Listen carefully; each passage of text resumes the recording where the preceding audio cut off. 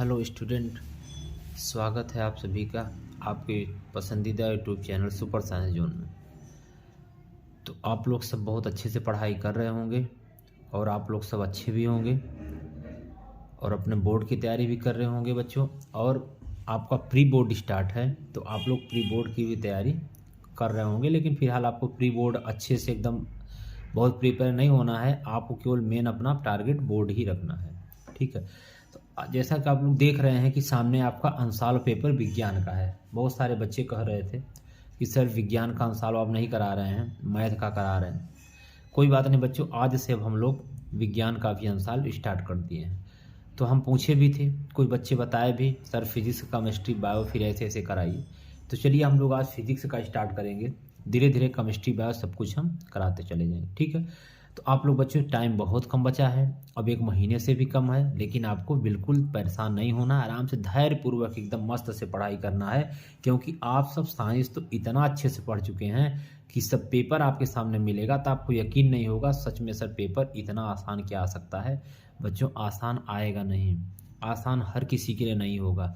लेकिन आप सब बच्चे जितने मेरे स्टूडेंट हैं, वो ऑनलाइन में हो या ऑफलाइन में हो, आप सब जितने पढ़ रहे हैं, हम आपको विज्ञान इस तरह से पढ़ा चुके हैं, आपको विज्ञान का पेपर बहुत ही आसान लगेगा।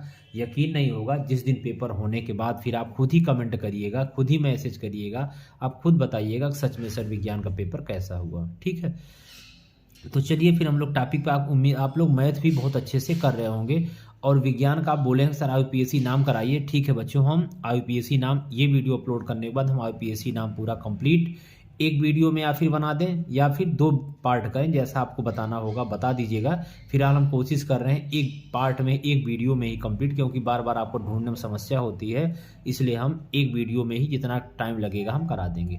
और बच्चों साइंस में जो भी टॉपिक आपका वीक हो, आप नहीं पढ़े हो, नहीं समझ में आ रहा हो, आप बता दीजिएगा, हम ज़रूर उसको वीडियो बनाने की पूरी कोशिश करेंगे, ठीक है।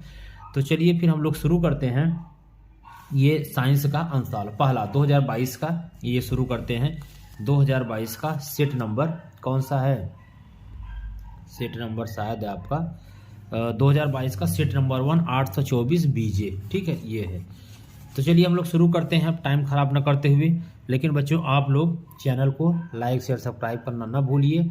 थोड़ा सा आप सब्सक्राइबर में कमी कर रहे हैं बच्चों, आप शेयर भी करिए उन बच्चों तक। साइंस का अंशाल बहुत ही कम लोग कराते हैं बच्चों, आप लोग बोले थे इसलिए हम क्या है कि शुरू कर दिए हैं। अब बाकी आप पे डिपेंड करता है आप इसको कितना प्यार और सपोर्ट दिखाते हैं, फिर उतना ही आगे हम शुरू करते रहेंगे, ठीक है ना। अगर आपका रिस्पांस अच्छा रहा फिर आगे भी कराएंगे।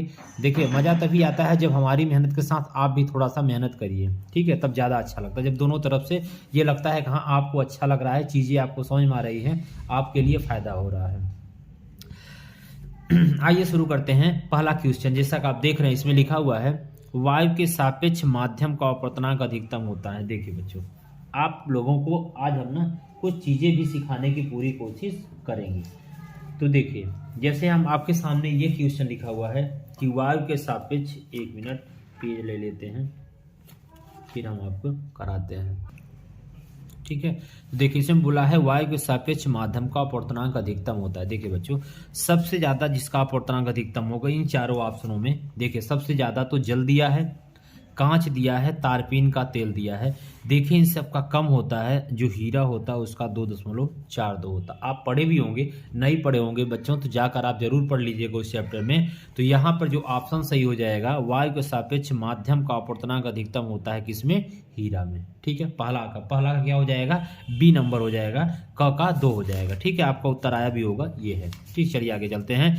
अभी हम लोग जो ऐसा आएगा ना अच्छे से एकदम समझाने वाला, हम सब कुछ भले ऑब्जेक्टिव हम समझाते हुए चलेंगे। देखिए दूसरा है बच्चों निकट दृष्टि दोष के निवारण के लिए चश्मे में प्रयुक्त करना चाहिए। हम आपको बता चुके हैं कि बच्चों जो दोष होता है वही आपको, जैसे निकट दृष्टि दोष है, जो दोष होगा वही दिखेगा। निकट दृष्टि दोष है तो इसका मतलब बच्चों निकट दृष्टि दोष में आपको निकट की वस्तुएं दिखती हैं, जो दोष वही दिखता है, समझ के चलिएगा ट्रिक। जो दिखेगा वही दोष होगा। इसका मतलब निकट दृष्टि दोष है तो निकट की वस्तुएं क्या होंगी, स्पष्ट दिखेंगी। निकट की वस्तुएं स्पष्ट दिखेंगी और दूर की नहीं, जो हम सभी को होता है, आप सभी को होता है। इसका मतलब कह सकते हैं कि बच्चों यह 15 से लेकर 30-35 साल के बीच का होता है, उन्हीं बच्चों को होता है। ये आपको भी हो सकता है, हमको भी हो सकता है। इसमें क्या होता है कि आप अपना कॉपी किताब तो पढ़ पाते हैं, लेकिन बच्चों आपको व्हाइट बोर्ड, ब्लैक बोर्ड नहीं दिखता है। इसे हम बोलते हैं निकट दृष्टि दोष। मतलब जिसमें निकट की वस्तुएं दिखाई देती हैं, दूर की वस्तुएं नहीं दिखाई देती। तो सर बताइए इसका निवारण किस लेंस से किया जाता है? तो बच्चों इसका जो निवारण करते हैं ना, उचित फोकस दूरी का अवतल लेंस लगाकर किया जाता है। कौन सा लेंस? अवतल लेंस। ये उचित फोकस दूरी का अवतल लेंस लगाकर करते हैं निकट दृष्टि दोष। दूर दृष्टि दोष में दूर की चीजें दिखाई देती हैं, पास की नहीं दिखाई देती। बात समझ रहे हैं ना? उसे हम बोलते हैं, नाम थोड़ा बच्चों अलग है, काम इसका अलग है। तो समझ गए ना, जो दोष वो दिखाई देगा। ये ट्रिक याद रखिएगा, आपको कभी भूलने वाला नहीं है। अवतल लेंस इसका यूज करते हैं। तो बोला है निकट दृष्टि दोष के निवारण के लिए चश्मे में कौन सा लेंस प्रयोग करना चाहिए? तो बच्चों पहला ऑप्शन सही हो जाएगा, अवतल लेंस। ठीक है, चलिए ठीक है, आगे चलते हैं। बोला है चुंबकीय बल रेखाएं सदैव समांतर होती हैं, एक बिंदु पर मिलती हैं, एक दूसरे को कभी नहीं काटती हैं, परस्पर काटती हैं। आइए थोड़ा सा इसके बारे में पहले हम लोग समझते हैं, क्योंकि साइंस हम लोग रटना नहीं है। साइंस हम लोग शुरू से ही ऐसे पढ़ रहे हैं, सारे कंसेप्ट को सीख रहे हैं। अगर हम लोग अगर तरीके साइंस नहीं पढ़े तो फिर क्या मतलब साइंस का? रटाते तो हर कोई है, रटना क्या है? फिर तो सब कुछ बुक में दिया हुआ है, फिर मेरे पढ़ाने और आपको पढ़ने से क्या मतलब निकलता है? तो देखिए बोला है चुंबकीय बल रेखाएं, हम आपको बता चुके हैं बच्चों, ये कोई आपका चुंबक होता है। चुंबक में सिर्फ 2 ध्रुव होते हैं, एक को हम बोलते हैं नॉर्थ, दूसरे को हम बोलते हैं साउथ, यन और यस। तो हम आपको समझा चुके हैं डिटेल से जब पढ़ा रहे थे वैद्युत बल रेखाएं, मतलब लास्ट वाला चैप्टर लगभग कह सकते हैं आप, विद्युत के बाद वाला। तो बोले थे चुंबकीय बल रेखाएं, इनके गुण की बात कर रहे थे। वह चुंबकीय बल रेखाएं होती क्या हैं? चुंबक के चारों ओर का वह क्षेत्र जहां चुंबकीय क्षेत्र का अनुभव किया जा सकता है। देखिए अब ये जो बल रेखाएं होती हैं हमेशा नॉर्थ से निकलती हैं और साउथ पे खत्म हो जाती है, मतलब समाप्त। यहाँ से निकलेंगी और यहाँ पर समाप्त हो जाएंगी। ये फिर से यहाँ से निकलेंगी, फिर से यहाँ से निकलेंगी और यहाँ पर क्या होंगी? समाप्त हो जाएंगी। ये देखिएगा हमेशा बच्चों नॉर्थ पे निकलती हैं, साउथ पे समाप्त हो जाती हैं। तो कह सकते हैं पहला गुण में चुंबकीय बल रेखाएं नॉर्थ से निकलकर साउथ में समाप्त हो जाती हैं। तो फिर ये फिर ऐसे ऐसे आती हैं, फिर यहाँ से ऐसे समाप्त हो जाती हैं। फिर इसके बाद बात करेंगे कि ये क्या होता है। ये सदैव क्या समांतर होती हैं? बच्चों नहीं, कभी भी समांतर नहीं होती। ये यहाँ से निकलकर हमेशा, ठीक है ना, यहाँ से निकलकर यहाँ समाप्त हो जाती हैं, कभी भी एक दूसरे के समांतर नहीं होती हैं। अगला, क्या एक बिंदु पर मिलती हैं? नहीं बच्चों, ये दोनों बिंदुओं पर मिलती हैं। यहाँ से निकलकर ये क्या होती हैं? यहाँ पर मिलती हैं, एक बिंदु पर नहीं, दोनों बिंदु पर। यहाँ से निकलती हैं, यहाँ पर मिलती हैं। एक दूसरे को कभी नहीं काटती, बिल्कुल सही बात है। चुंबकीय बल रेखाएं एक दूसरे को कभी नहीं काटती, क्योंकि ये यहाँ से ऐसे चलेंगी, ये यहाँ से ऐसे चलेंगी। तो कहीं आपको काटती हुई कहाँ दिख रही है बताइए? ये एक दूसरे को कभी नहीं काटती। बोला है परस्पर काटती हैं, गलत है। इसका मतलब कौन सा ऑप्शन सही है? एक दूसरे को कभी नहीं काटती हैं। ऑप्शन नंबर ग का 3 देख लेते हैं, ग का 3 बिल्कुल ठीक है। ठीक है, समझ गए हम ना? ये चुंबकीय बल रेखाएं होती हैं, कभी भी एक दूसरे को नहीं काटती हैं। ये एक क्या बनाती हैं? एक आपका वक्र बनाती हैं और हमेशा नॉर्थ मतलब उत्तर से स्टार्ट होती है, नॉर्थ ध्रुव से साउथ पे समाप्त हो जाती हैं, एक दूसरे को कभी नहीं काटती हैं। ये हमेशा यहाँ से निकलती हैं, यहाँ पे क्या हो जाती हैं? इंड हो जाती हैं। यही इनकी कुछ प्रॉपर्टी होती है। ठीक है, अब अगला चलते हैं बच्चों, घ वाला। यदि फाई बराबर चुंबकीय फ्लक्स है, बी बराबर चुंबकीय क्षेत्र की तीव्रता है, ए बराबर अनुप्रस्थ परिच्छेद का क्षेत्रफल है, तो बिल्कुल सही बात है। तो फिर बताइए इनके बीच का संबंध। बच्चों हम लोग पढ़ चुके हैं वैद्युत फ्लक्स, क्या पढ़ चुके हैं? वैद्युत फ्लक्स। अभी सब लिख के आपको बताते हैं, लिख के दे देंगे। वैद्युत फ्लक्स, इसको हम लोग डिनोट करते हैं फाई, यहाँ दिया भी है। फाई को वैद्युत फ्लक्स या फिर इसको कहीं कहीं बुक में चुंबकीय फ्लक्स भी बोला जाता है। क्या बोला जाता है? चुंबकीय फ्लक्स। चुंबकीय फ्लक्स इसको बोलते हैं फाई। फाई बराबर होता है बी इंटू ए, जहाँ फाई चुंबकीय फ्लक्स है और वी क्या है? वी है चुंबकीय क्षेत्र की तीव्रता। क्या है? चुंबकीय क्षेत्र की तीव्रता, इसको क्या बोलते हैं? बी। ये विचुम्बकीय क्षेत्र। ए क्या है? अनुप्रस्थ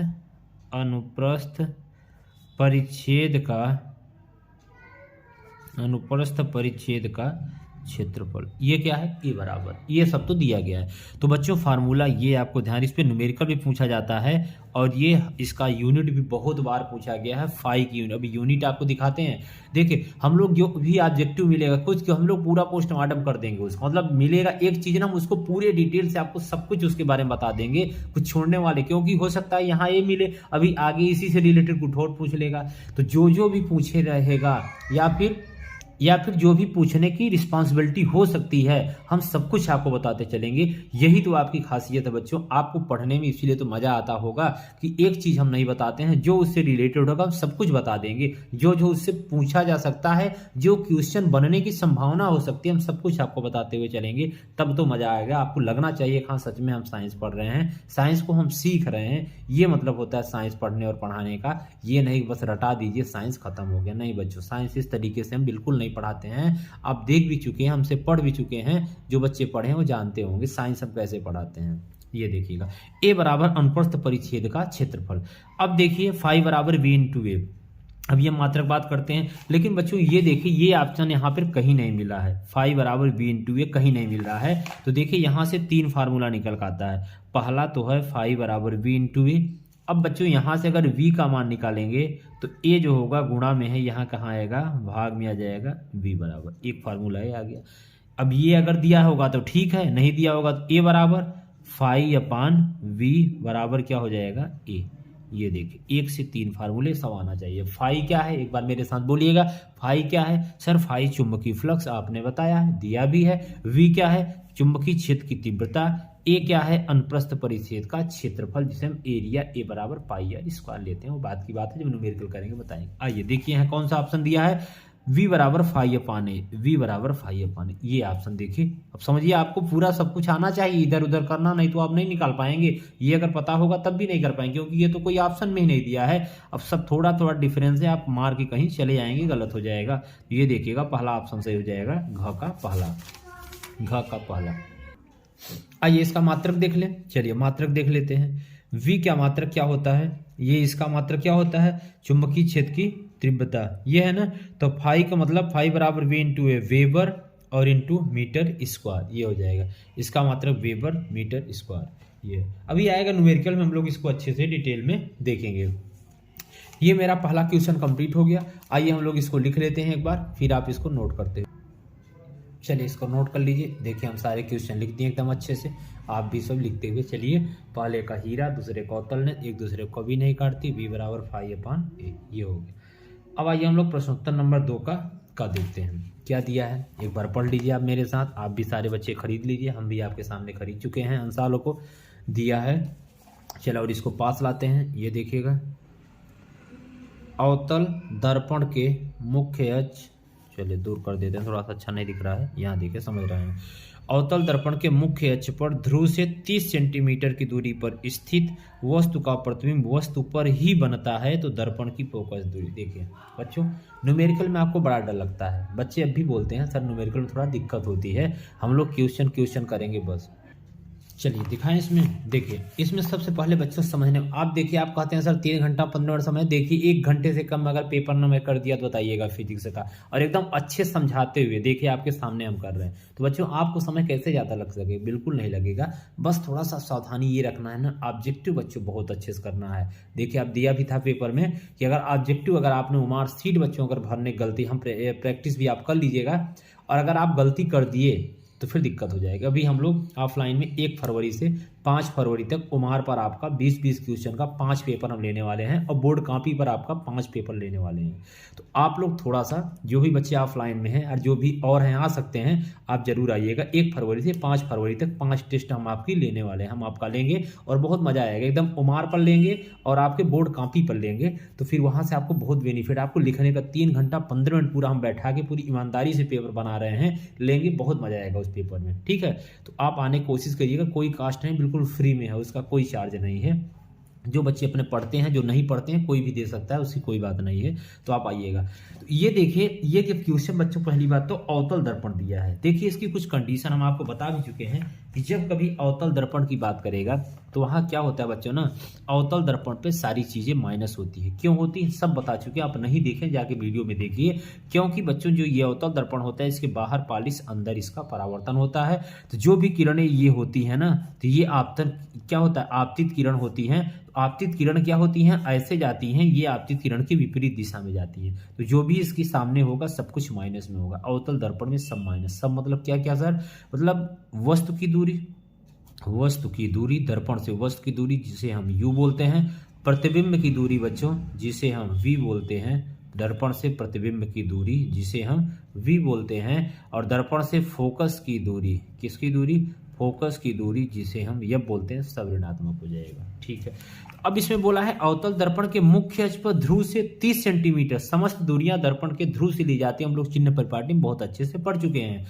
30 सेंटीमीटर पर स्थित वस्तु का प्रतिबिंब वस्तु पर ही बनता है। देखिए बच्चों, जब वस्तु का प्रतिबिंब वस्तु पर ही बन रहा है, इसका मतलब वह वस्तु वक्रता केंद्र पर ही है। क्योंकि बच्चों हम लोग किरण आरेख में बहुत अच्छे से पढ़ चुके हैं कि एक ही कंडीशन बच्चों ऐसी होती है कि जब उसका प्रतिबिंब वहीं पर बनता है, सिर्फ जब वस्तु वक्रता केंद्र पर रखी होती है तभी उसका प्रतिबिंब वहीं पे बनता है, वस्तु के आकार में बराबर बनता है। इसका मतलब यहाँ जब मुख्य अक्ष 30 सेंटी मतलब u का मान 30 है, तो यहाँ पर बच्चों v का मान भी 30 ही होगा। नहीं दिया है ना, तब भी आपको पता हो गया, क्योंकि वस्तु जब वक्रता केंद्र पर रखी है तो उसका वस्तु और प्रतिबिंब की दूरी समान होगी। वास्तविक तो होगी, उल्टा तो होगी, परंतु वस्तु के बराबर होगी। ये आपको ध्यान रखना है। ये सब आप पढ़ चुके हैं, नहीं पढ़े हैं तो जाके पढ़ लीजिए। हम बहुत अच्छे से किरण आरेख सब कुछ पढ़ा चुके हैं वीडियो में, जरूर जाके आप देखिए, वहां से आपका कंसेप्ट क्लियर हो जाएगा। चलिए अब हम लोग आइए इसको सॉल्व करते हैं। उससे पहले हम लोग यहाँ पर लिखना शुरू करते हैं। तो देखिए क्या क्या दिया है। सबसे पहले दिया है अवतल दर्पण, तो आप यहाँ अच्छे से लिख लेंगे। सबसे पहले अवतल दर्पण, सबसे पहला काम तो आपका ये है, लिखना पड़ेगा अवतल दर्पण। तो आप लिख लिए अवतल दर्पण है सर, बिल्कुल है। जब अवतल दर्पण है तो इसकी कुछ कंडीशन होती है। सर क्या होती है, अभी आपने बताया कि इसमें सब कुछ ऋणात्मक, बस सिंपल लिख रहे हैं ताकि आपको कुछ कठिन न लगे। सब कुछ ऋणात्मक, सब कुछ का मतलब समझ रहे हैं ना, सब कुछ मतलब UVF, सब कुछ ऋणात्मक होगा। ये ऐसे आप भी लिख लेंगे। इसमें सब कुछ क्या हो जाएगा, ऋणात्मक। देखिए जब सब कुछ ऋणात्मक हो जाएगा तो लिखेंगे यहाँ दर्पण से वस्तु की दूरी, दर्पण से वस्तु की दूरी, इसे हम लोग क्या बोलते हैं, U बराबर कितना दिया है, 30 सेंटीमीटर। अब जब वस्तु बच्चों एक समान मतलब वहीं पे रखी हुई है, तो अभी हम लोग किरण आरेख भी खींचेंगे, तो यहां लिख लेंगे दर्पण से प्रतिबिंब की दूरी, ये क्या हो जाएगा, V बराबर कितना हो जाएगा, 30 सेंटीमीटर। सही है। अब देखिएगा ये फोकस की दूरी कितना हो जाएगी, फोकस दिख रहा है ना, फोकस की दूरी मतलब यह बराबर, ये आपको फाइंड आउट करना है, ये आपको फाइंड आउट करना है। अब आप कर सकते हैं, आइए हम लोग फाइंड आउट करते हैं एकदम अच्छे तरीके से। तो आप यहाँ लिखेंगे दर्पण के सूत्र से, क्या लिखेंगे, दर्पण के सूत्र से। दर्पण का सूत्र तो हर किसी बच्चे को पता होगा, 1/F बराबर 1/V प्लस 1/U। नहीं पता है तो जान लीजिए, जहाँ F क्या है, दर्पण से फोकस की दूरी, V क्या है, दर्पण से प्रतिबिंब की दूरी, U क्या है, दर्पण से वस्तु की दूरी। चलिए सॉल्व कर लीजिए, एकदम सिंपल है, बहुत आसान है। तो मान रख दीजिए 1/, ये सब ऋणात्मक रहेंगे क्योंकि ये अवतल दर्पण है, अभी हम बता चुके हैं, सब कुछ ऋणात्मक, U भी, V भी, F भी ऋणात्मक। F का मान निकालना है, V का मान कितना दिया है, -30 प्लस 1/U का मान -30। आगे हम लोग सॉल्व करेंगे, आइए। लेकिन उससे पहले हम लोग यहाँ पे थोड़ा सा लाइन खींच लेते हैं ताकि अलग अलग रहे तो कोई दिक्कत ना हो। ठीक है, चलिए अब इसको सॉल्व कर लीजिएगा। 1/F इक्वल टू क्या हो जाएगा, 1/, ये लाइट थोड़ा सा कम कर लेते हैं, ठीक है, तो क्या हो जाएगा 1/V का मान, चलिए v का मान कितना दिया है, v का मान -30 और प्लस माइनस माइनस 1/30 ये। अब देखिएगा 1/f इक्वल टू ये 30 का एलसीएम ले लेंगे तो माइनस और -1 सही है ना। 1/f इक्वल टू ये कितना -2/30 तो क्या हो जाएगा, ये देखिएगा 30/2 तो बच्चों कितना हो जाएगा, f का मान कितना आ गया 15 सेंटीमीटर। देखिए माइनस उत्तर में नहीं लिखा जाता तो सर माइनस की जगह क्या लिखा जाएगा बच्चों, देखिए माइनस की जगह क्या लिखा जाता है कि इसका प्रकृत लिखा जाता है। तो प्रकृत कैसी होगी, वास्तविक। कैसे पता सर बच्चों, क्योंकि माइनस लगा इसके सामने बनेगा। और क्या हो जाएगा, उल्टा। सर उल्टा कैसे जाने, क्योंकि जब वास्तविक है तो उल्टा ही बनेगा। अब देखिए तथा वस्तु के बराबर, तथा वस्तु के बराबर, इसका अभी हम लोग किरण आरेख भी खींचेंगे, वस्तु के बराबर। ये देखिए इसकी प्रकृति हो गई, जरूर आपको लिखना पड़ेगा।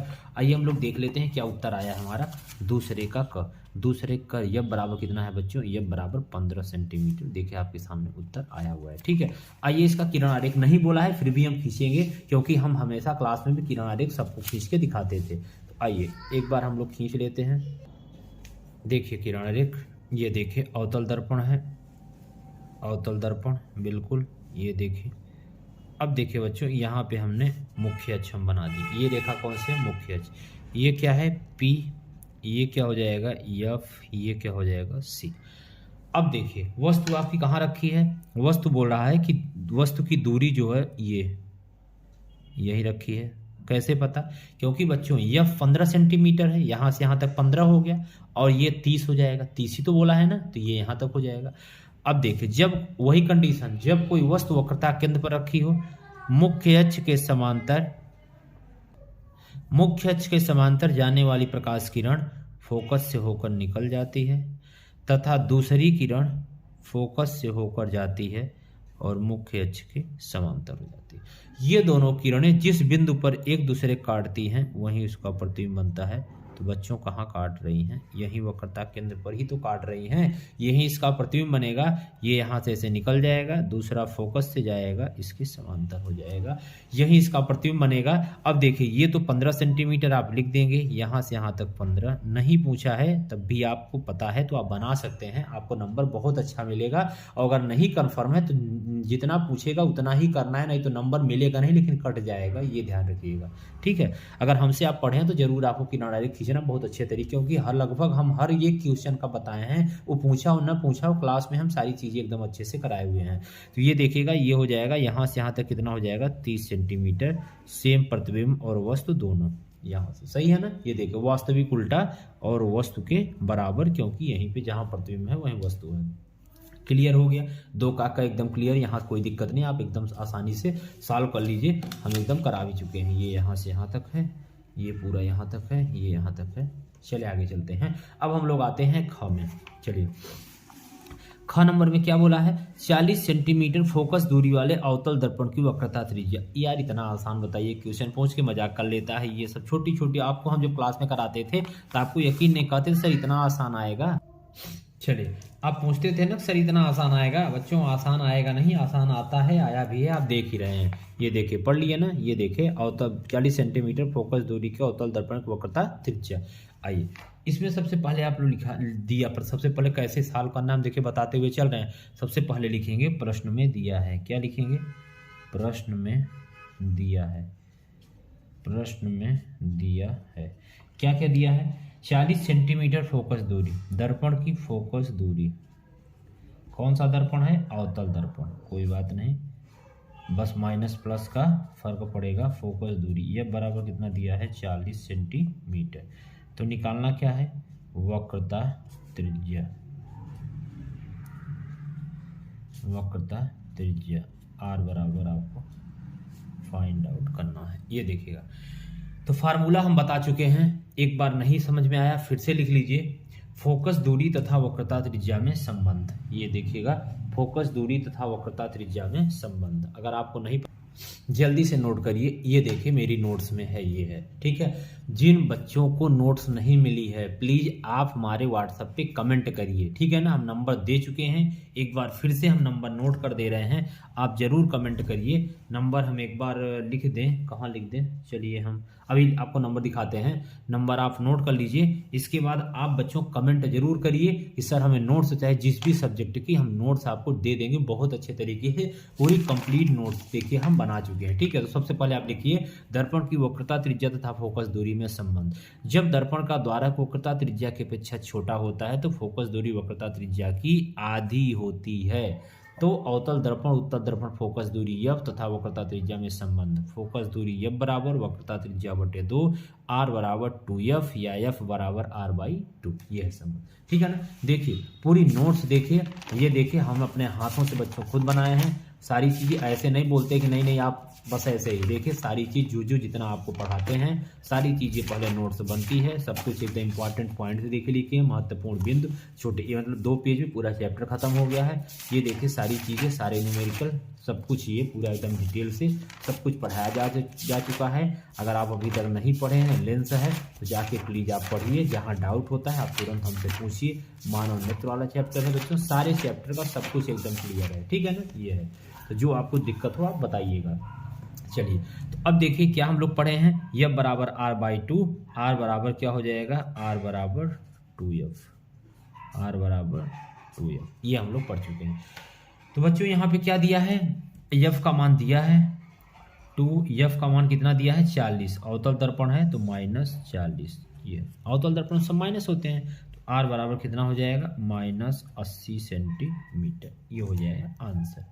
बस इतना ही करना था और इसमें कुछ भी नहीं था, 2 नंबर आपको आसानी से मिल जाता है, कोई दिक्कत होने वाली बात नहीं है, ठीक है ना। ये देखिएगा अब आपका ख कितना आया है 80 सेंटीमीटर, सिंपल उत्तर आ चुका है, ये आपका खत्म हो गया। दूसरे का ख, आइए हम लोग चलते हैं गम। बहुत छोटे छोटे क्वेश्चन है यार, 2-2 नंबर में तो बहुत आसान है, कुछ करना ही नहीं है, तो सिंपल बस छोटे छोटे चीज़ आपको फार्मूला वगैरह पता होना चाहिए, आप कर सकते हैं। चलिए अगला दिया है ग में, वाहनों में उत्तल दर्पण का उपयोग क्यों किया जाता है। बड़ा अच्छा सा क्वेश्चन है, सिंपल सी बात है यार, वाहनों में उत्तल दर्पण का उपयोग क्यों करते हैं बच्चों। जो भी 4 व्हीलर के बगल में आपकी वो लगा होता है ना शीशा, एक दर्पण लगा होता है ना, जिससे आप आने वाले पीछे के सभी वाहन को आप देख पाते हैं, तो क्यों उत्तल दर्पण लगाते हैं बच्चों। उत्तल दर्पण को हम लोग कन्वर्जिंग मिरर भी कहते हैं। इसका मतलब क्या हुआ कि जो भी बड़े बड़े होते हैं ना, बड़ी बड़ी चीज़ों को एक जगह ला करके इकट्ठा कर देता है। जैसे आप पढ़ भी चुके होंगे उत्तल दर्पण में कि क्या करता है, ये चीज़ों को ना ला के एक जगह क्या करता है, जैसे मान लीजिए ये हो गया। अब ये देखिए दर्पण क्या होता है, मान लीजिए ये उत्तल दर्पण है, अभी क्या करेगा, किरणों को ऐसे यहाँ से आएंगी और आने के बाद क्या होगा, ऐसे मतलब एक जगह को मिला के ये क्या हो जाएगा, ऐसे ऐसे मिल जाएगा, एक जगह इधर से आ रही है ना, ऐसे ऐसे मिल जाएगा, ये ऐसे ऐसे क्या हो जाएगा, एक जगह मिल जाएगा, ये होता है उत्तल। अवतल दर्पण क्या करता है, ये फैला देता है, ये ऐसे फैला देता है, ठीक है ना, ये कारण। तो यही होता है, जो बड़े बड़े ट्रक वगैरह होते हैं ना उत्तल दर्पण में, छोटे जो शीशा लगा होता है सब में आ जाता है, जगह भी खाली होती है, क्योंकि वो चीज़ों क्या करता है, एक जगह इकट्ठा कर देता है, ये होता है। तो आइए हम लोग इसको चलिए लिख भी लेते हैं अपने भाषा में, इसको चलिए लिख लेते हैं। पहला लिखेंगे उत्तल दर्पण सदैव, दिख रहा है ना, ठीक है, सदैव सीधा और आभासी तथा छोटा प्रतिबिंब बनाते हैं, ये कंडीशन है। पहला नंबर हो गया कि अवतल दर्पण सदैव सीधा आभासी छोटा प्रतिबिंब बनाते हैं। और इसका कंडीशन, ये तो पहला नंबर, 2-3 लिखा देते हैं ताकि आपको पता होना चाहिए। इनका दृष्टि क्षेत्र बहुत अधिक होता है। ऐसा क्यों बच्चों, तभी तो पीछे आने वाले सभी वाहनों को बहुत अच्छी तरह से देख पाते हैं, क्योंकि इनका दृष्टि क्षेत्र बहुत अधिक होता है। ये बहुत दूर तक की चीज़ों को देखती हैं और आसानी से ला करके छोटा बना करके अपने मतलब वहाँ पे ये दिखाई देती हैं। नीचे लिखेंगे अतः उत्तल दर्पणों को पश्च दृश्य दर्पण के रूप में प्रयोग किया जाता है, जिससे वाहन चालक सुरक्षित रूप से वाहन को चला सके। बिल्कुल बच्चों अपने एकदम लैंग्वेज में लिखा दिए हैं, कोई किताबी भाषा 1% नहीं है, ठीक है ना। आप देख लीजिएगा, मिला लीजिएगा, एकदम अपने लैंग्वेज में इस चीज़ों को हम एकदम लिखा दिए हैं। एनसीईआरटी पैटर्न में कोई दिक्कत नहीं, एकदम आसानी से बहुत अच्छे तरीके से। ये तो रीजन हो गया आपका, वाहनों में लिख लीजिए, इसका स्क्रीनशॉट ले लीजिए। ये सब कुछ आप कहेंगे तो इसको हम दे भी देंगे, जितना हम लिख भी रहे हैं, कोई दिक्कत नहीं, मेरे पास सब है। वाहनों में उत्तल दर्पण का उपयोग क्यों किया जाता है, हम लोग लिख लिए क्यों किया जाता है, क्योंकि उत्तल दर्पण सीधा और आभासीता छोटा प्रतिबिंब बनाते हैं हमेशा। अभी हम लोग देखेंगे भी, इनका दृष्टि क्षेत्र बहुत अधिक होता है, बहुत पीछे तक दिखाई देता है। अतः उत्तल दर्पणों को पृष्ठ दृश्य दर्पण के रूप में भी प्रयोग किया जाता है, जिससे वाहन चालक सुरक्षित रूप से वाहन को चला सके। मतलब पीछे साइड में दिखता रहेगा तो उन्हें पता चल जाएगा कौन सी गाड़ी पीछे से व्हीकल आ रहे हैं, आसानी से अपने अनुसार वो अरेंजमेंट कर लेते हैं। ठीक है, अरे खत्म हो गया क्या, ठीक है, दूसरा खत्म। अब देखिए सीधे 3 में पहुंचते हैं और सीधे 4 नंबर वाले क्वेश्चन में आ जाते हैं। 4 नंबर के तो देख रहे हैं ना कितने न्यूमेरिकल आए हैं। आप कहते हैं सर न्यूमेरिकल नहीं करेंगे तो, अरे भाई करोगे क्या, तीसरे का कम में न्यूमेरिकल ही तो है, या ये करो या ये करो, है तो दोनों न्यूमेरिकल। अब करोगे नहीं तो करोगे क्या, पेपर ही छोड़ के आ जाना, और क्या। ख में भी दोनों न्यूमेरिकल है। अब बताओ 4 4 8 नंबर तो गए काम से। अगर न्यूमेरिकल जो नहीं कर रहे हैं, बच्चे कहते हैं सर न्यूमेरिकल ना करें तो थ्योरी कर लें, कर लो थ्योरी, देखते हैं कितना थ्योरी करते हो। न्यूमेरिकल करना ही पड़ेगा, नहीं करोगे तो पक्का फेल हो जाओगे। और न्यूमेरिकल जो कर लिया ना, बहुत अच्छा नंबर लाओगे, देख लेना। जो अपने बच्चे हैं जिनको न्यूमेरिकल तो एकदम जवान पे रटा हुआ है, आप सब, हमें उम्मीद है बहुत अच्छा करके आओगे। क्योंकि बच्चों ऐसा बहुत साल हो चुका है कि सिर्फ न्यूमेरिकल आप यही देख लो। इसमें तीसरे में क अथवा दोनों न्यूमेरिकल, ख वाला देखो ये भी न्यूमेरिकल, आगे भी न्यूमेरिकल है। अब ये वाला देख लो, आगे भी न्यूमेरिकल है। तो फिर क्या करोगे, चौथे में मान लो है ये करो चाहे ये करो, उसमें थ्योरी है। तो बच्चों 4 4 8 नंबर तो चले गए ना, 8 नंबर फ्री के चले गए। सोचिए कितना सिंपल न्यूमेरिकल भी कराने के बाद पता चलेगा। बहुत आसान है यार, साइंस में नंबर पाना एकदम चुटकी का खेल है, इसमें तो कुछ है ही नहीं। साइंस जैसे आसान सब्जेक्ट में भी आप लोग पता नहीं क्यों डरते हो, और वो भी मेरे से पढ़ रहे हो फिर भी क्यों डरते हो। चलिए आइए हम लोग शुरू करते हैं। कौन सा नंबर, तीसरे का क। बहुत अच्छा सा क्वेश्चन है, बहुत सिंपल है। 15 सेंटीमीटर फोकस दूरी का कोई अवतल लेंस, अच्छा लेंस में आगे कोई बात नहीं, किसी वस्तु का प्रतिबिंब लेंस से 10 सेंटीमीटर दूरी पर बनाता है। वस्तु लेंस से कितनी दूरी पर स्थित है, किरण आरेख भी बनाइए, तब 4 नंबर देगा, फ्री का नहीं देने वाला। 4 नंबर मतलब 2 नंबर का न्यूमेरिकल और 2 नंबर का किरण आरेख, दोनों हम लोग बनाएंगे, कोई बात नहीं है। अब देखिए लेंस दिया है, कौन सा लेंस है, अवतल लेंस है, बस यहाँ ध्यान रखना है, अवतल लेंस, यहाँ आपको हाईलाइट कर लेना है। चलिए कर लेते हैं, ये अवतल लेंस बोला है 15 सेंटीमीटर फोकस दूरी। सर कैसे जानेंगे क्या क्या दिया, बच्चों जानिए ना, फोकस दूरी ही तो बोल रहा है, F बराबर 15 सेंटीमीटर। अवतल लेंस है, अब हम लेंस है, अवतल लेंस की कंडीशन वही होती है, चिन्ह वाला वही चीज है जो अवतल दर्पण में है। मतलब वहां तो सर सब माइनस था, बच्चों यहाँ भी सब माइनस होगा, कोई समझने वाली बात नहीं है।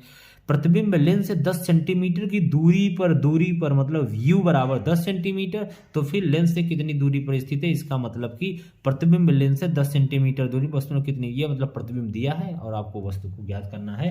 कोई बात नहीं, बहुत सिंपल सा है। आइए हम लोग जल्दी से इस क्वेश्चन को सॉल्व कर लेते हैं।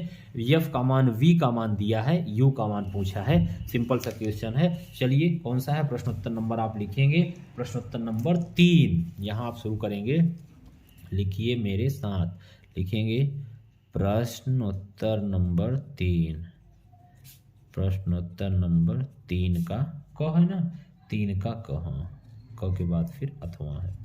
चलिए ऐसे फिजिक्स में यार, केमिस्ट्री में, ऐसे बायो में भी, साइंस में आप बच्चों बहुत अच्छा नंबर पा सकते हो, बच्चे पाए भी हैं। आपको डरना नहीं है, बस अच्छे जैसे हम पढ़ा रहे हैं पढ़ते चलना है। फिर आप एक दिन देखिएगा रिजल्ट आपके जिस दिन आएगा, आपको खुशी बहुत ज़बरदस्त होगी, सच में सर आप बोल रहे थे वैसे ही सब कुछ हुआ। चलिए देखिए लिखेंगे, यहाँ पे दिया हुआ है फोकस की दूरी, फोकस की दूरी यफ बराबर, आप अच्छे से लिख लीजिएगा, 15 सेंटीमीटर। प्रतिबिंब की दूरी v बराबर कितना दिया है बच्चों, 10 सेंटीमीटर। अवतल लेंस है, सब कुछ माइनस हो जाएगा, u बराबर आपका पूछा। एक समस्या है यहाँ पे, सर लेंस का सूत्र है। बिल्कुल बच्चों लिखेंगे लेंस के सूत्र से, लेंस की क्या सर लेंस का सूत्र अलग होता है बच्चों? अब ये पूछने वाली बात है, अब तो पूरा ख़त्म हो चुका यार, अब तो पेपर बचा हुआ है 20 दिन। लेंस का सूत्र होता है 1/f बराबर 1/v माइनस 1/u। बस बच्चों माइनस हो जाता है, बाकी सब चीज़ें सेम होती है, कोई डिफरेंस नहीं है। बस यहाँ जहाँ दर्पण में प्लस लगता है वहाँ यहाँ माइनस हो जाता है। तो लगा दीजिए, यफ का मान दिया है -15, 1/v का मान -10 माइनस 1/u। देखिए ये वाला जो है ना, इसको इधर लेते आइए, इसको उधर लेते जाइए, तो यहाँ जब 75 कर देंगे इसको तो प्लस हो जाएगा 1/-10, इसको माइनस उधर लेते जाएंगे तो प्लस 1/15। एलसीएम लेना हम बहुत अच्छे तरीके से सिखा चुके हैं। 15 और 10 का एलसीएम मतलब जो बड़ा होगा उसी को पहाड़ा पढ़ते जाएंगे जब तक ये दोनों कट नहीं जाएंगे। तो 15 का 15, 15 कटेगा, 10 नहीं कटेगा, 2 बार पढ़ेंगे, 15 दूना 30, बिल्कुल 10 भी कटेगा और 15 भी, तो 10 तियाई 30, 15 दूना 30। 1/u बराबर 3 में से 2 घटेगा -1/30, तीरे गुणा कर लेंगे बच्चों तो u बराबर -30 सेंटीमीटर।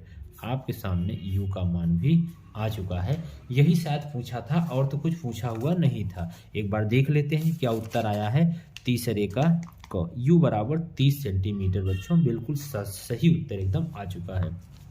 अब देखिए इसके बाद कुछ नहीं पूछा था ना, ठीक है, फिर इसके बाद अथवा वाला है। चलिए आइए, अब देखिए ये तो उत्तर आ चुका है, लेकिन अब इसका किरण आरेख भी पूछा है। बिल्कुल किरण आरेख हम आसानी से बनाएंगे, कोई टेंशन लेने वाली बात नहीं है। किरण आरेख तो बनाना बहुत आसान सी बात है। देखिए अब ये कौन सा लेंस है, सबसे पहले तो आपको ये समझना है, सर ये लेंस तो अवतल है, तो कोई बात नहीं, अवतल है तो और अच्छी बात है।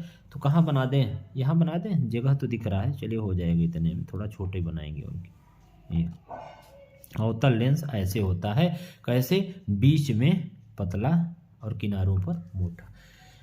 अब अवतल लेंस है, बीच में मुख्य अक्ष की रेखा है, ठीक है, दोनों इधर भी क्या हो जाएगा f1, इधर क्या हो जाएगा 2f1, इधर हो जाएगा f2, इधर हो जाएगा बच्चों 2f2, ये हो जाएगा। और बीच में आपका प्रकाशिक केंद्र होता है, जैसा कि आप सभी को पता है, जिसे CO किसी से मान सकते हैं, ठीक है। अब ये बोला है यफ का सबसे पहले मान देखते हैं, यफ का मान कितना है बच्चों। यफ का मान है 10 सेंटीमीटर। कितना है यफ का मान 15 सेंटीमीटर। इसका मतलब 15 यहाँ तक होगा, बिल्कुल सही बात है, यहाँ से यहाँ तक। लेकिन सर वी का मान तो 10 बोला है, तो बच्चों ये बताओ कि यू का मान क्या बोला है। पहले यू से मतलब है मेरा, यू का मान 30 है, तो मतलब यहाँ सर 15 है तो इसका दुगुना हो जाएगा, यहाँ 30 हो जाएगा। बिल्कुल सही आप सोच रहे हो, आप बड़े समझदार बच्चे हो। तो ये देखिएगा यहाँ वस्तु रखेंगे और वस्तु रखते ही सीधे वस्तु का मेजरमेंट कर लेंगे कि तुम तो यार 30 सेंटीमीटर पर हो। इसका मतलब कैसे सर, कैसे आप जान जाते हैं ये 30 है 15 है, आप भी तो जान रहे हैं। आपने ही तो बताया कि यफ का मान 15 है, तो 15 मतलब यहाँ से यहाँ तक जब 15 हो गया, यफ का मान दिया था, तो क्या हम नहीं जान सकते कि यू का मान 30 है। तो जो इतना दूरी यहाँ है उतना दूरी ये बराबर ही तो है। जिस तरह से हमारा वक्रता केंद्र होता था दर्पण में, वही तो हमारा वक्रता केंद्र इसे भी बोलते हैं, जो हमारा द्वितीय फोकस होता है। यार इतनी सिंपल सी बात है, आप हमें बताते हो फिर कहते हो सर आप कैसे जान जाते हैं। ऐसे जैसे आप हमें जानते हैं इसे हम भी जान जाते हैं। देखिए अब 30 हो गया। जब बच्चों यहाँ वस्तु रखी जाती है यहाँ से चलेगा, अब तो थोड़ा सा ऊपर हो गया यार, कोई बात नहीं, मैनेज कर लीजिएगा। अब देखिए अवतल दर्पण है, बोलेगा किधर जा रहे हो, बोलेगा हम इधर जा रहे हैं। कहें यहाँ से जाने के बाद जब यहाँ टकराता है ना, ये कहेगा हम यार डाइवर्ज, हम कन्वर्ज नहीं करते क्योंकि अवतल लेंस है। अब ये तुम ऐसे चले जाओ, बोला ठीक है जिधर कहोगे हम चले जाएंगे। तो ये कहेगा इधर तुम चले गए, कहेगा अब हम कैसे जाएं, कहेगा आपको ऐसा ये जाता हुआ प्रतीत होगा क्योंकि अवतल लेंस है ये। तो बोलेगा इसमें 2 किरण से कोई भी प्रतिबिंब, सर आप बताए थे बिना 2 किरणों का प्रतिबिंब नहीं बनता, तो 1 किरण किधर जाएंगी बच्चों, 1 किरण हमेशा प्रकाशिक केंद्र से होकर जाएगी, तो बिल्कुल जाएगी। तो आइए देखते हैं। अब देखिएगा ये कहाँ से जाएगा, ये प्रकाशिक केंद्र से होकर चला जाएगा, ये ऐसे निकल जाएगा, ये देखिएगा, ठीक है ना। अब ये प्रकाशिक केंद्र से होकर गया तो जहां दोनों कट करेंगे वहीं क्या बनेगा, प्रतिबिंब बनेगा बच्चों। ये दोनों यहाँ कट कर दिए, यही प्रतिबिंब बन गया। कई सेंटीमीटर पर बना, 10 सेंटीमीटर बनेगा ये, क्योंकि ये 15 है तो यहाँ से यहाँ तक कितना बनेगा, 10 बनेगा। ये देखिए जो हमने बताया वही हमने खींच के दिखा दिया। इतना अगर आपने बना दिया बच्चों तो बिल्कुल एकदम सच में एकदम बहुत अच्छा आपका क्वेश्चन हो जाएगा और बहुत सिंपल, और आपको पूरा का पूरा नंबर मिल जाएगा। कितना नंबर, 4 नंबर। प्रतिबिंब कैसा बनेगा, प्रतिबिंब बच्चों कौन सा लेंस है, अवतल लेंस है ना, तो इधर बन रहा है आपका प्रतिबिंब, कहाँ पे है, यहाँ पे है। तो जब इसके इधर बन रहा है तो क्या बनेगा, वास्तविक बनेगा। ये आपका अवतल लेंस है, अवतल मतलब ये आपका आभासी बनेगा, आभासी बनेगा और सीधा बनेगा और वस्तु से बहुत छोटा बनेगा। कैसा बनेगा, छोटा, ये छोटा बनेगा। ये सिंपल सा क्वेश्चन है यार। देखिए हम लोगों ने इस क्वेश्चन को एकदम निपटा दिया आसानी तरीके से। ये पूरा इसको देख लीजिए, पूरा आप सॉल्व करिए, चित्र को बनाइए अच्छे तरीके। देखिए प्रैक्टिस करिए, प्रैक्टिस आप नहीं करेंगे तो संभव नहीं है, प्रैक्टिस आप कर लेंगे सब कुछ संभव है। दुनिया में कुछ इम्पॉसिबल चीज़ें नहीं है, ठीक है ना। सब कुछ अच्छे से अगर आप कर सकते हैं, आप बहुत तेज बन सकते हैं, बहुत अच्छे बन सकते हैं, अच्छे विद्यार्थी बन सकते हैं, कोई दिक्कत नहीं। हम आपको पूरी अच्छे बनाने की कोशिश कर रहे हैं, लेकिन जब तक अच्छो आप मेहनत नहीं करेंगे मेरे करने से कुछ नहीं होगा। क्योंकि हम बार बार यही बोलते हैं, पेपर आपको देना है, मेहनत आपको करना है, बस हम आपको थोड़ा सा गाइड कर सकते हैं, हम आपको चीज़ों को बता सकते हैं, समझा सकते हैं बस, लेकिन मेहनत आपको ही करना पड़ेगा। शुरू से अंत तक हम बोलते आ रहे हैं, बाद में भी हमेशा हम यही बोलेंगे, समझ गए ना। ये चले आगे चलते हैं। अब हम लोग चलते हैं क्वेश्चन नंबर अगला। चलिए 3 का 8वां क्वेश्चन है, आइए इसको भी देख लेते हैं। फिर एक बचेगा 4, इसके बाद फिर खत्म हो जाएगा, उसमें तो थ्योरी है। देखिए 3 का 8वां क्या दिया है, एक मनुष्य चश्मा पहनकर 25 सेंटीमीटर की दूरी पर, हाँ ये भी बच्चों को बड़ा डाउट होता है सर, लेंस वाला चलिए जान जाते हैं, लेकिन ये वाला हम नहीं जान पाते कौन सा मानव नेत्र वाला क्वेश्चन आता है तो कैसे पता चलता है। अब आइए देखा, यहाँ सब कुछ मिल जाएगा। अंशाल एक ऐसी चीज है, सारे डाउट क्लियर हो जाते हैं। एक मनुष्य चश्मा पहनकर 25 सेंटीमीटर की दूरी पर रखी वस्तु को स्पष्ट देख सकता है। चश्मे में प्रयुक्त लेंस की फोकस दूरी 50 सेंटीमीटर है, तो बिना चश्मे के मनुष्य किस दूरी पर रखी पुस्तक को पढ़ सकता है। बच्चों 4 नंबर का देख रहे हैं ना, दोनों न्यूमेरिकल बताइए किसे छोड़े किसे करेंगे। और न्यूमेरिकल जिसको नहीं आएगा तो इसका मतलब छोड़ के आ जाएंगे। 4 नंबर बताइए, फ्री के नंबर चला गया। कितना सिंपल क्वेश्चन है यार, अब तो कर लीजिए, अभी समय है, अभी 1 महीने है, अब अभी कर सकते हैं। अगर आप प्रैक्टिस करेंगे मेरे साथ ना, बस शुरू कर दीजिए एक बार मेरे साथ। चैनल को बच्चों सब्सक्राइब कर लीजिए अगर अभी तक नहीं किए हैं, एक बार वीडियो को लाइक करिए और जल्दी से जो है आप जैसे दोस्त हैं जो नहीं सीख पाए हैं, प्लीज़ उन तक आपका काम है, आपका जिम्मेदारी बनती है, उन तक जरूर शेयर करिए। बहुत बड़ा आपको योगदान मिलेगा, आपका पेपर बहुत अच्छा जाएगा। आप यकीन नहीं है तो आप एक बार करके देखिए, अगर नहीं आपको फ़ायदा मिलेगा तो फिर न करिएगा, ठीक है ना। चलिए हमें विश्वास है आप सब करेंगे, अच्छे हैं। तो देखिए इसमें क्या दिया हुआ है। अब बच्चों दिया है, हम आपको बता चुके हैं, जब भी कभी 25 की बात करें, हम करा चुके हैं वीडियो, आप जाके देखिएगा। जब कभी मानव नेत्र में 25 की बात करें, आंख बंद करके सीधे एकदम आंख खोले रहिएगा, 25 सेंटीमीटर मान लीजिए, खत्म काम। यू का मान हमेशा क्या मान लेंगे, 25। फोकस दूरी कितना दिया है, फोकस दूरी दिया है 50 सेंटीमीटर, सब माइनस में, प्लस की कोई बात यहाँ पर नहीं होता है। तो निकालना क्या है, वी का मान निकालना है।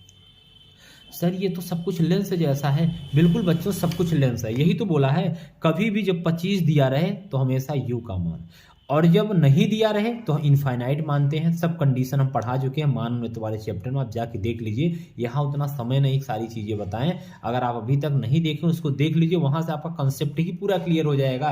कहाँ 25, कहाँ यू, कहाँ क्या मानते हैं, सब कुछ हम बता चुके हैं, ठीक है। आइए अब इसके बाद लेंस का वही सूत्र लगा देंगे, कौन वाला, 1/f बराबर 1/v माइनस 1/u, ये लगा देंगे।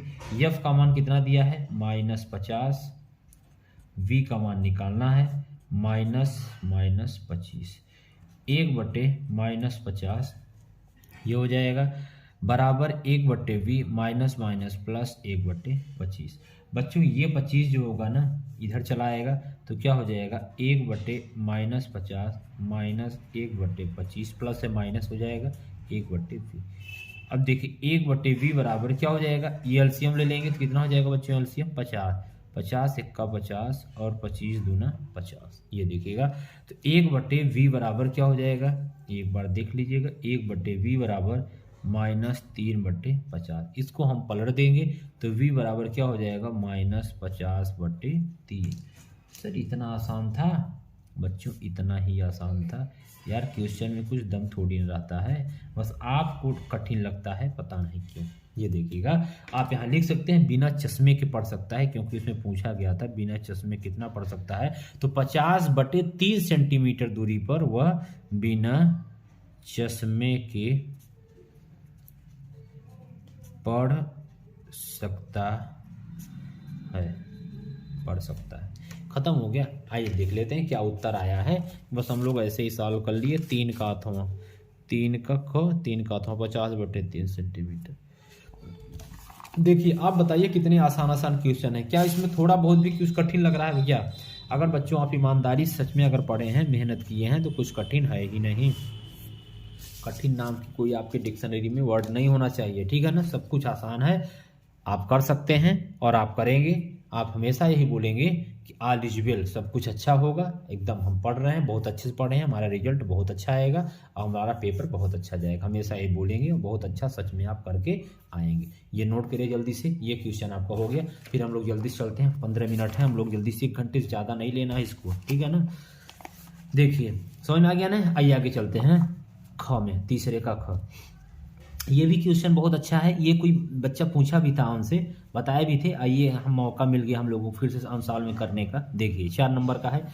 एक इलेक्ट्रॉन जिसका द्रव्यमान 9 × 10⁻31, ये होता ही है इलेक्ट्रॉन का द्रव्यमान, हमेशा ध्यान रखिएगा। वह आवेश ये भी होता ही है 1.6 × 10⁻⁻19। यक्ष अक्ष के समांतर 3 × 10⁻6 मीटर पर सेकंड के वेग से गति करता हुआ जेड यक्ष के समांतर कार्यरत 0.3 वेबर प्रति मीटर स्क्वायर चुंबकीय क्षेत्र में प्रवेश करता है। इलेक्ट्रॉन पर कार्य करने वाले बल त्वरण बल की दिशा, मतलब एफ भी ए भी। बड़ा अच्छा सा क्वेश्चन है यार, ठीक है ना। लेकिन अच्छा है, लेकिन हम लोग इससे बहुत अच्छा पढ़ चुके हैं, तो ये तो हम लोगों के लिए कुछ अच्छा नहीं है। आइए सॉल्व पढ़ते हैं, दिखाते हैं कितना अच्छा है।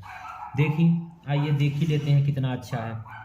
हम सॉल्व आप देखिएगा, हम सामने रखे हुए हैं, क्या क्या दिया है। सबसे पहले इसको लिखते हैं। सबसे पहले लिखेंगे प्रश्न में दिया है, प्रश्न में दिया है क्या क्या दिया है, देख ही लेते हैं क्या क्या दिया है। क्या दिया है भाई, इलेक्ट्रॉन का द्रव्यमान यमई बराबर 9 × 10⁻31 किलोग्राम, ये दिया है, ठीक है। फिर क्या बोला है, क्यू बराबर 1.6 × 10⁻⁻19 कूलम, ये भी दिया है। थोड़ा सा यार जहाँ रहते हैं वहाँ बगल में छोटे छोटे बच्चे रहते हैं, वही थोड़ा सा आवाज़ करते हैं, लेकिन कोई बात नहीं, इतना तो आप मैनेज कर सकते हैं। ये देखिए दिया हुआ।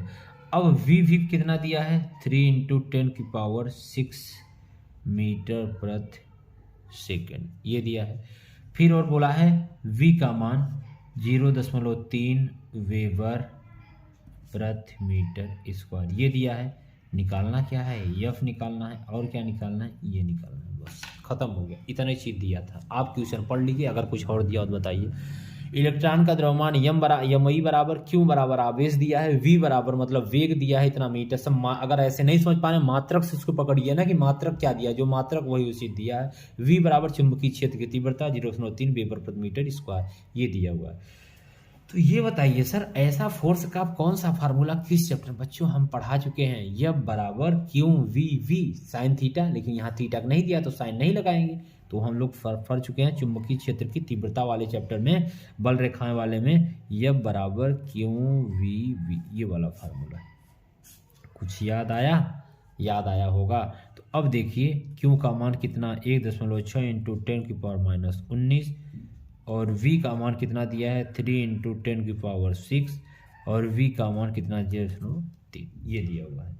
तो सॉल्व करिए भाई। 16 × 48 4.8 गुणते 0.3 इंटू 19 में से 6 गई -13, अब 48 8 3 24 4 3 12 13 14, तो कितना हो जाएगा 1.44 दशमलव यहाँ इंटू 10⁻13 कितना न्यूटन, ये आ गया 1.44। ये यहाँ सही से लिख देते हैं 1.44 इंटू 10⁻⁻30 न्यूटन। ये बच्चों आपका एफ बराबर आ गया,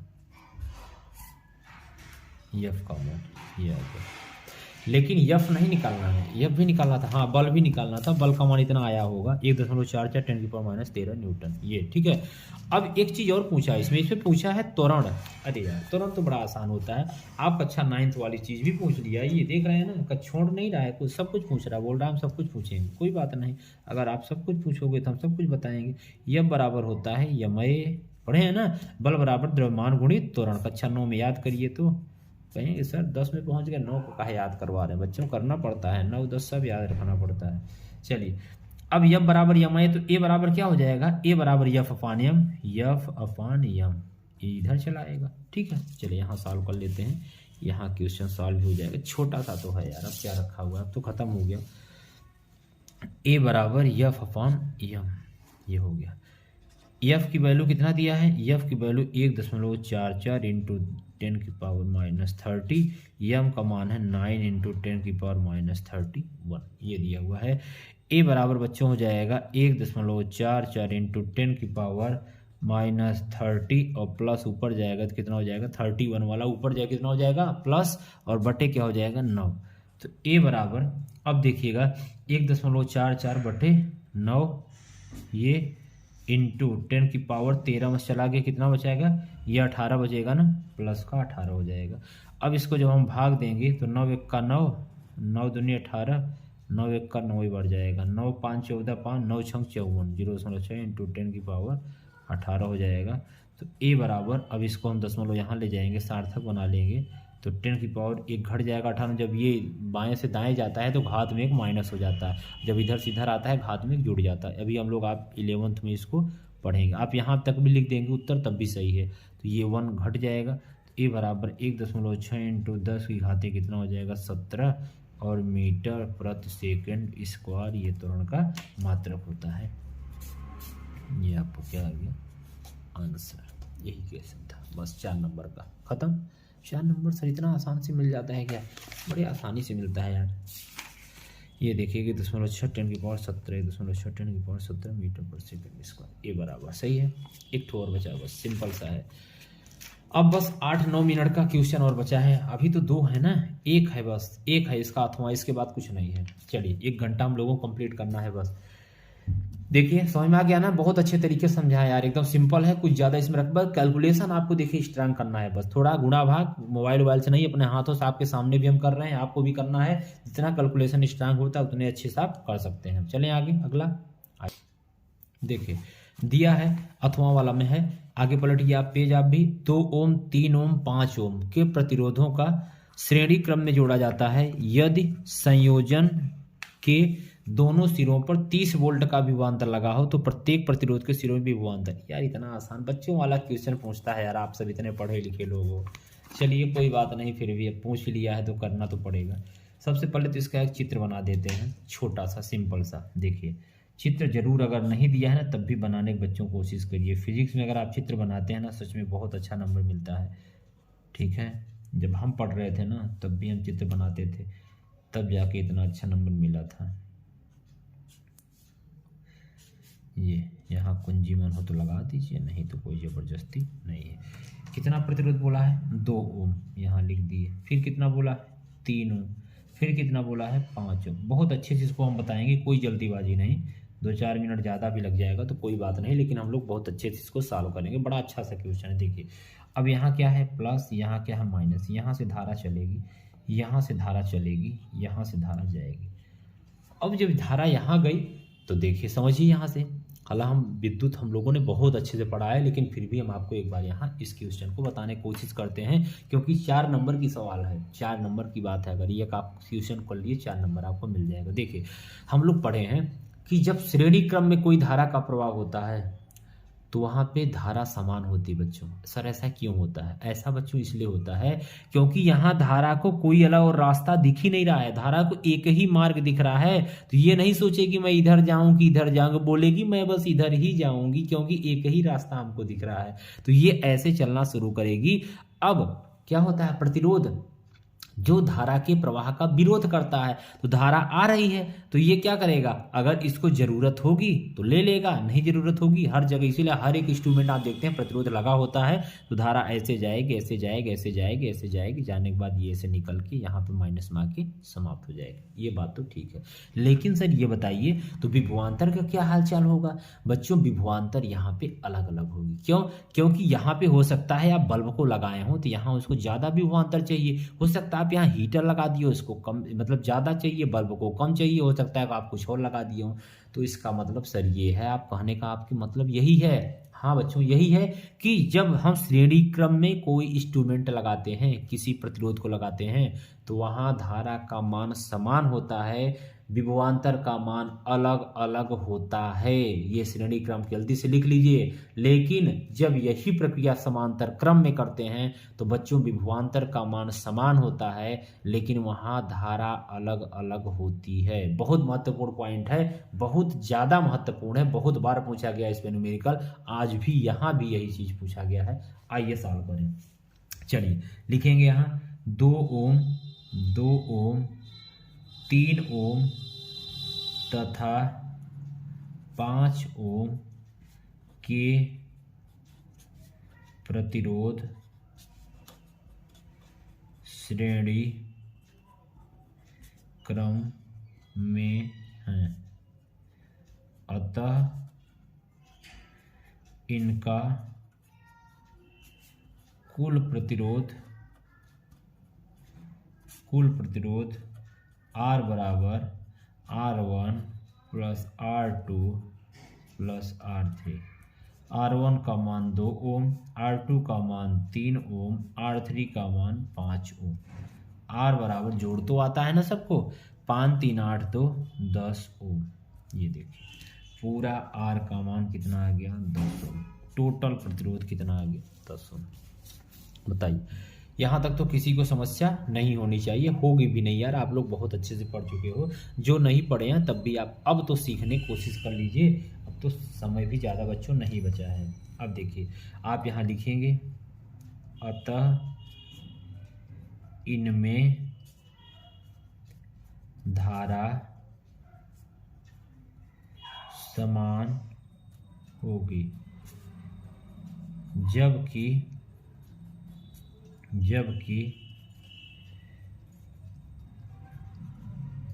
विभवांतर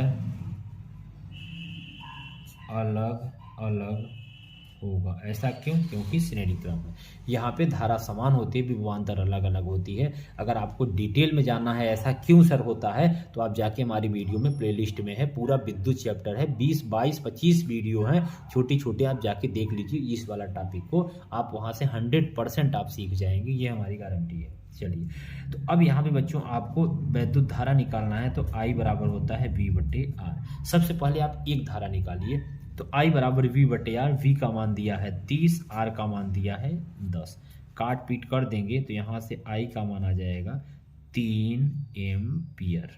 ये देखिए I का मान कितना आ गया 3 एम्पियर। ये कंप्लीट धारा पूरे परिपथ में बहेगी, इस प्रतिरोध के लिए भी यही बहेगी, इस प्रतिरोध के लिए भी यही बहेगी, इस प्रतिरोध के लिए भी यही बहेगी। जबकि विभवांतर में ऐसा नहीं होगा, विभवांतर यहाँ पे क्या होगा अलग अलग, वही पूछा भी है, शायद वही पूछा भी है कि विभवांतर निकालिए, मतलब उसमें प्रत्येक प्रतिरोध के सिरों में, प्रत्येक प्रतिरोध के सिरों में, इसका मतलब प्रतिरोध अलग अलग है, विभवांतर भी अलग अलग है, केवल श्रेणी क्रम में धारा का मान समान होता है बस। चलिए अब इसके बाद हम लोग सॉल्व करते हैं, इसको इधर रख देते हैं, ये समझिएगा। अब यहाँ से देखिए आप बोल रहे सर साइंस क्या था, साइंस के अनुसार में यार आप ही बताइए, कुछ कठिन था क्या? देख रहे हैं 2022 का पेपर आया हुआ है, सब क्वेश्चन है, कोई हम अपने से तो करा नहीं रहे हैं। देखिए क्या हो जाएगा बच्चों, यहाँ से यहाँ हो जाएगा पहला V1 बराबर I, क्या हो जाएगा IR1, V बराबर IR तो V1 बराबर IR1, तो क्या हो जाएगा V1 बराबर I का मान है 3, R1 का मान है 2 ओम, तो कितना हो जाएगा 3 दूनी 6 वोल्ट, खत्म पहला वाला। फिर V2 बराबर क्या हो जाएगा IR2, आप चाहे तो इसको सब थोड़ा सा ब्रैकेट में लिख लीजिए फार्मूला वगैरह, ताकि आप अच्छे समझते चलिए, हालांकि कोई दिक्कत नहीं है, बस हम चाहते हैं जितना अच्छे से आप लिखने की कोशिश करिए बस। आई का मान वही रहेगा, R2 का मान 3 ओम हो जाएगा, तो V2 बराबर कितना हो जाएगा, 3 तिरिका 9 वोल्ट। 9 वोल्ट खत्म हो गया, ये 6 वोल्ट, ये हो गया 9 वोल्ट आंसर। अब V3 बराबर क्या हो जाएगा, IR3, ये हो जाएगा V3 बराबर IR3, तो वैल्यू पुट कर दीजिए। V3 बराबर I का मान वही रहेगा 3, R3 का मान है 5 ओम, तो V3 बराबर क्या हो जाएगा, 5 तिहाई 15 वोल्ट। खत्म हो गया यार, और पूछा ही क्या था, यही तो पूछा था। आइए एक बार देख लेते हैं क्या आया है। 6 वोल्ट, ये मिलाइए मेरे साथ, ये देखिए ये मिलाइए। V1 बराबर 6 वोल्ट, V2 बराबर 9 वोल्ट, V2 बराबर 9 वोल्ट, V3 बराबर 15 वोल्ट, V3 बराबर 15 वोल्ट। देख लीजिए खत्म। बताइए, अब बताइए आप लोग, सही है। 1 घंटा हुआ ना, 1 घंटे में देखिए हमने सारे क्वेश्चन को कंप्लीट। आप कहेंगे सर एक ठो नहीं किए, आप ऐसे कह रहे हैं 1 घंटे में कर लिए। बच्चों आप 3 घंटा, हम तो देखिए कितना समझा समझा के कर रहे हैं। सच में अगर ये पेपर आपको करना हो ईमानदारी से, 1.5 घंटे में आप कर सकते हैं। 1.5 घंटे में, 1 मिनट भी ज़्यादा नहीं लगना चाहिए।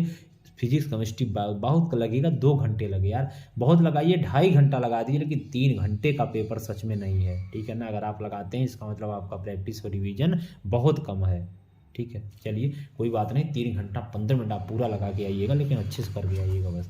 देखिए अगला दिया है, विद्युत धारा के चुंबकीय प्रभाव से आप क्या समझते हैं।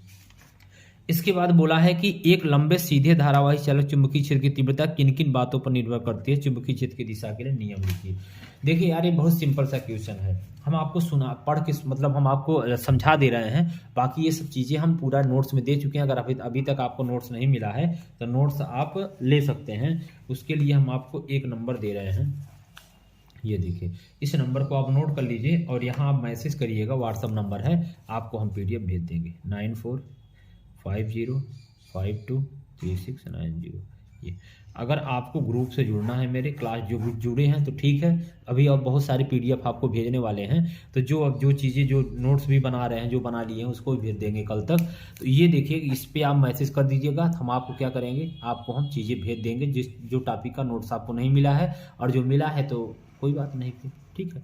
ये है तो अब ग्रुप में भी नहीं ऐड हैं तो आप ऐड हो सकते हैं, कोई दिक्कत नहीं है।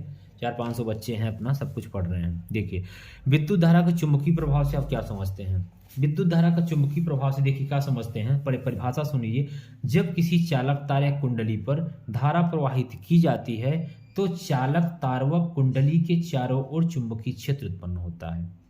इसका मतलब जब जैसे कोई चालक तार है, जैसे मान लीजिए ये कोई चालक तार हो गया, अब इस पर धारा प्रवाहित कर रहे हैं, मान लीजिए धारा यहाँ से ऐसे आ रही है, तो चालक तार व कुंडली, ये तार और कोई कुंडली, मतलब जो इसमें कुंडली लगाई गई है, कुंडली के चारों ओर इसके चुंबकीय क्षेत्र उत्पन्न हो जाता है। क्योंकि जब कोई करंट आती है ना तो उसकी बाहर यहाँ तक देखिए, जब आप छूते हैं से तार ओर, उसका अगर मतलब उसमें ज़्यादा अगर धारा है तो ज़्यादा दूर तक खींच लेगा, और कम धारा है जैसे 1 एम्पियर का है तो कम प्रभाव करेगा। वही बच्चों बताने का मतलब है कि जब किसी चालक तार या कुंडली पर धारा प्रवाहित की जाती है तो तार व कुंडली के चारों ओर चुंबकीय क्षेत्र उत्पन्न हो जाता है। इसी घटना को विद्युत धारा का चुंबकीय प्रभाव कहते हैं। बहुत आसान था। अब देखिए यह किन बातों पर निर्भर करता है। यह बच्चों विद्युत धारा के अनुकमानुपाती होता है, पहला नंबर। दूसरा, प्रेक्षण बिंदु के चालक दूरी के आर के व्युत्क्रमानुपाती। अब कहेंगे सर अनुकमानुपाती व्युत्क्रमानुपाती क्या होता है। बच्चों अनुकमानुपाती का मतलब वो होता है कि जैसे मान लीजिए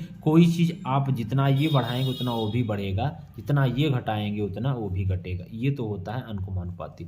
और व्युत्क्रमानुपाती मतलब जब ये बढ़ाएंगे तो ये क्या हो जाएगा, घट जाएगा, मतलब उल्टा होना चाहिए। ये होता है व्युत्क्रमानुपाती, ठीक है ना। तो देखिए चुंबकीय क्षेत्र के किसका नियम, और क्या क्या पूछा इसी में, एक क्वेश्चन और है चुंबकीय क्षेत्र के तीव्रता दिशा का नियम। देखिए चुंबकीय क्षेत्र की दिशा का नियम होता है ना, वो फ्लेमिंग के दाएं हाथ का नियम होता है। क्या होता है फ्लेमिंग के दाएं हाथ का। आप अपने तीनों अंगुलियों, अपने हाथ के अंगुलियों को दाहिने हाथ के इस प्रकार रखिए।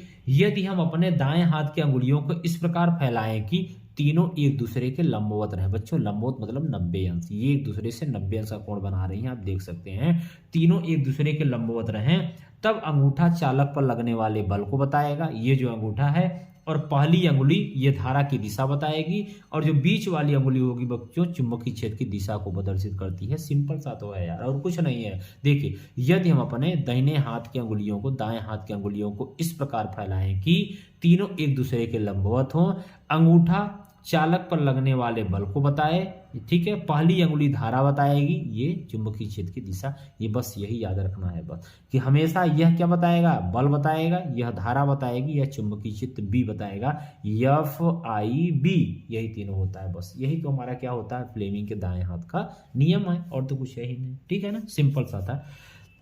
विद्युत मोटर का सिद्धांत का इसकी रचना हर साल, यार बोर्ड का फेवरेट क्वेश्चन, हम बहुत अच्छे से इसका क्रियाविधि, चित्र, सचित्र सब कुछ बहुत अच्छे से बता चुके हैं अभी तक। अगर आपको नहीं पता है बच्चों, जिनको पता है तो आप सेम देखिए, ऐसा नहीं हम नहीं लिख रहे हैं, हम देखिए आप मेन आपका न्यूमेरिकल है, जो कॉन्सेप्ट हम सिखा रहे हैं ये सब चीजें यार, तो थ्योरी ये सब तो लिखा चुके हैं, कितनी बार आप लिखोगे, ठीक है। तो इसको आप अपने से आलस मत करिएगा, आप लिखिएगा, भले हम नहीं लिख रहे हैं, आप इसको लिख के भले रफ में लिखिएगा, लेकिन इसको लिख के आराम से एकदम याद करते चलिए, सारी चीज़ें ठीक है। चलिए एक पार्ट हम लोगों को कंप्लीट हो गया, उम्मीद है आप सभी को बहुत अच्छे से ये पहला समझ में आया होगा।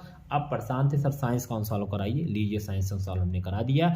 अब हम खंड का कल केमिस्ट्री करा देंगे, फिर बायो करा देंगे, ऐसे एक एक घंटे का 3 घंटे का वीडियो खत्म हो जाएगा। मैथ का भी अभी बन गया है, मैथ का भी अपलोड हो जाएगा, तो सारी चीज़ें बच्चों में से धीरे धीरे चलती रहेगी। IUPAC नाम वीडियो बना दे रहे हैं, 2 घंटा 3 घंटा जितना भी लगेगा, आपका काम है देखना, हमारा काम है बनाना, हम बना देंगे, कोई दिक्कत नहीं। बस आप सब ऐसे ही एकदम प्यार सपोर्ट बनाए रखिए बच्चों, जितना आपकी तरफ से रिस्पांस अच्छा मिलेगा, हमें भी अच्छा लगेगा, हम उतना मेहनत करने के लिए तैयार हैं। फिलहाल हम तो अपना काम कर ही रहे हैं, बहुत सारा मतलब कुछ ऐसा वर्क होने से टाइम नहीं मिल पा रहा है बच्चों, फिर भी थोड़ा सा दूर है कुछ दिन के लिए, बस एक आध हफ्ते 5 दिन की बात है, फिर हम सब आ जाएंगे, फिर इसके बाद चीज़ें कंटिन्यू चलती रहेंगी, ठीक है। तो आप सब अपना ख्याल रखिए, अच्छे से बच्चों मन लगा के पढ़ाई करिए, क्योंकि जिस दिन रिजल्ट आएगा आप सबको बहुत खुशी लगेगी, बहुत अच्छा लगेगा। तो इसलिए बस 15-20 दिन की बात और है, सब कुछ छोड़ छाड़ के दुनियादारी, बस मन लगा के एक बार पढ़ाई कर लीजिए, बहुत मज़ा आने वाला है, ठीक है। तो चलिए आप सब स्वास्थ्य का ध्यान रखिए, और बड़ों का सम्मान करिए, छोटों से प्यार करिए, और बाकी चीज़ें तो सब ठीक ठाक ही है। चलिए आगे, ठीक है, बस करें ना, फिर मिलते हैं हम लोग नेक्स्ट वीडियो में, तब तक के लिए बहुत बहुत धन्यवाद। आप सब पढ़ाई करते रहिए एकदम अच्छे से, कोई दिक्कत नहीं है। जो चीज़ें आप समस्या, आप कमेंट बॉक्स खुला रहता है, आप कमेंट कर सकते हैं, व्हाट्सअप कर सकते हैं, जो पूछना हो आराम से पूछ सकते हैं। थोड़ा लेट बच्चों हो जाता है, आप सब गुस्सा भी हो जाते हैं, कोई बात नहीं, लेकिन हम पूरा भरपूर बताने की कोशिश करते हैं बच्चों। 10-12 बच्चों का डेली रिप्लाई देना पड़ता है, आप सब क्वेश्चन पूछते हैं, अच्छा भी लगता है, लेकिन थोड़ा सा टाइम नहीं मिल पाने की वजह से इसमें आप देखते हैं ज़्यादातर मोबाइल ऑफ रहता है, नेट नहीं आना, मतलब थोड़ा सा इसमें बहुत ज़्यादा व्यस्तता है, लेकिन कोई बात नहीं, फिर भी समय निकाल के आपके लिए वीडियो बनाने की पूरी कोशिश करते हैं। कुछ दिन बाद फ्री हो जाएंगे, फिर दिक्कत नहीं होगी, फिर हम लोग अच्छे से एकदम अपना पढ़ाई को कंटिन्यू करेंगे। और आपका, हाँ जैसा बता चुके हैं कि आपका बोर्ड पे क्या लेंगे, बोर्ड कॉपी पे आपका पेपर 1 फरवरी से 5 फरवरी तक सभी को आना है, सबका लिया जाएगा, फिर हम मैसेज करके बताएंगे सारी चीज़ें ग्रुप में, ठीक है। चले फिर ओके रखते हैं, नेक्स्ट वीडियो मिलते हैं, तब तक के लिए धन्यवाद। और लाइक शेयर सब्सक्राइब बच्चों अभी तक आप नहीं किए हैं तो जरूर करते रहिए, उसमें आप कमी नहीं करना चाहिए, एकदम अच्छे से, क्योंकि हम लोगों का टारगेट है बोर्ड परीक्षा से पहले 1000 सब्सक्राइबर कंप्लीट, वो आपकी जिम्मेदारी रिस्पांसिबिलिटी है, आपको करना है, और हमें विश्वास है आप सब करेंगे, हो भी जाएगा, कोई दिक्कत नहीं है। चलिए ठीक है।